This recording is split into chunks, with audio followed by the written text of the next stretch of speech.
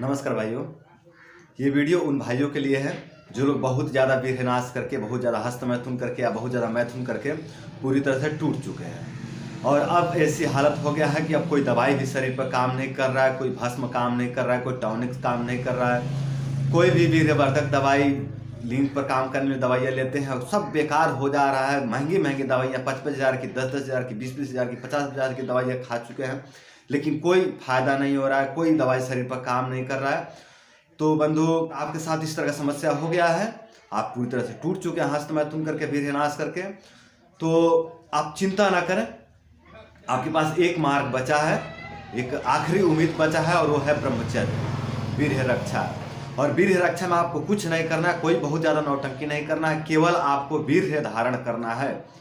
आप पढ़ाई लिखाई करते रहिए, किसानी करते तो किसानी करते रहिए, खेती करते खेती करिए, व्यापार करते व्यापार करिए, अगर आप अध्ययन करें तो अध्ययन करिए, जो भी कर रहे हैं आप करते रहिए। साथ में बस वीर्य रक्षा एक जोड़ देना है, एक उपाय, और इस उपाय को जोड़ करके आप अपने सभी बीमारियों को दूर कर सकते हैं इस ब्रह्मचर्य का धारण करके। तो आप तनिक भी चिंता ना करें, आपसे गलती हो गया है, गलती सबसे होता है बंधु। मैं ऐसा मानता हूँ कि हर व्यक्ति से गलती होता है, मुझसे भी हुआ है, हर साधारण व्यक्ति से गलती होता है। कुछ करोड़ों में कुछ एक व्यक्ति ऐसे होते हैं जो कई जन्मों के ब्रह्मचर्य का अभ्यास करके चले आते हैं, तो वो जन्म से ब्रह्मचारी होते हैं और उनसे कोई गलती नहीं होता है।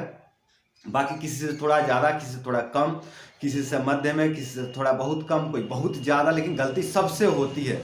गलतियाँ सब करते हैं, बशर्ते कुछ लोग बहुत ज़्यादा गिर जाते हैं और कुछ लोग नहीं गिरते हैं। तो आप थोड़ा गिर गए हैं तो चिंता ना करें, आप गिर गए हैं तो आप फिर से उठ जाएंगे और आप औरों के मुकाबले काफ़ी ज़्यादा उठने वाले हैं, क्योंकि कहा जाता है ना कि जो गिरकर उठते हैं वो ज़्यादा मजबूत होते हैं। तो आप औरों से ज़्यादा मजबूत होंगे, लेकिन बस थोड़ा प्रतीक्षा करिए, थोड़ा धैर्य रखिए और ब्रह्मचर्य का पालन करिए। ब्रह्मचर्य का पालन से आपके सभी रोग दोष जो भी आए हैं सब धीरे धीरे समाप्त हो जाएंगे।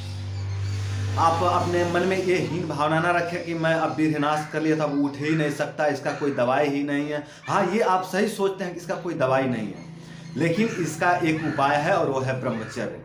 इसका कोई दवाई नहीं है, इसका कोई, क्योंकि देखिए आयुर्वेद में कहा गया रोग परिवार्जनम, अर्थात जिस कारण से रोग आया है ना, जिस गलती के कारण रोग आया है उस गलती को छोड़ देना, इसका 60 से 70 या 80% चिकित्सा हो जाता है। अगर मान लीजिए हमको मिर्चा खाने से पित्त का प्रकोप हो गया है, अदरक खा लेने से पित्त का प्रकोप हो गया है, तो आयुर्वेद उसका ट्रीटमेंट बता रहा है। तो क्या ट्रीटमेंट बता रहा है आयुर्वेद? आयुर्वेद कहता है कि अभी मिर्चा और ये अदरक और जो तीखा खा रहे थे, जो तला ज़्यादा मसाला खा रहे थे, इसको छोड़ दो, फिर मधुर चिकित्सा करो, पित्त शामक चिकित्सा करो, तो पित्त शांत हो जाएगा।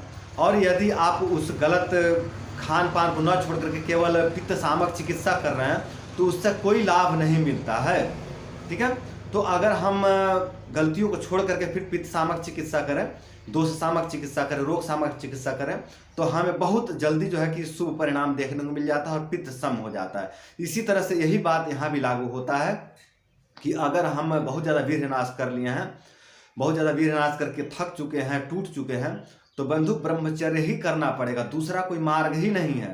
एलोपैथी के डॉक्टर कहते हैं कि ये नॉर्मल है, कुछ मनोचिकित्सक है जो कहते हैं ये नॉर्मल है। भैया नॉर्मल नहीं है, इसको नॉर्मल ना समझो, ये आपको पूरी तरह से खोखला कर चुका है। अब ज़्यादा इसमें लिप्त रहोगे तो ये आपको जड़ से उखाड़ के फेंक देगा, बर्बाद हो जाएगा, पूरी तरह से जीवन समाप्त हो जाएगा, ट्यूबरकुलोसिस हो जाएगा, टीबी हो जाएगा, ट्यूबरकुलोसिस हो जाएगा, अंदर ही अंदर खोखले हो जाओगे, दम्मा हो जाएगा, श्वास रोग हो जाएगा, फेफड़े खत्म हो जाएगा, फेफड़े गल जाएंगे, रक्त दूषित हो जाएगा शरीर का। रक्त दूषित होने के बाद अनेकों बीमारियां उत्पन्न होने वाले हैं इस शरीर में।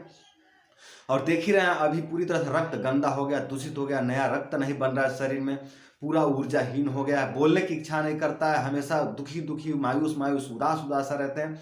तो बंधु आप इस दुष्परिणाम को देख ही रहे हैं, तो आप उन डॉक्टरों के कहने में ना आवे, खुद का युक्ति लगाए, खुद विचार करें और देखें कि आपके साथ जो भयंकर जो दुष्परिणाम जो आप झेल रहे हैं ये वीर्यनाश का ही है। समझ पा रहे हैं, ये वीर्यनाश की वजह से ही हुआ है।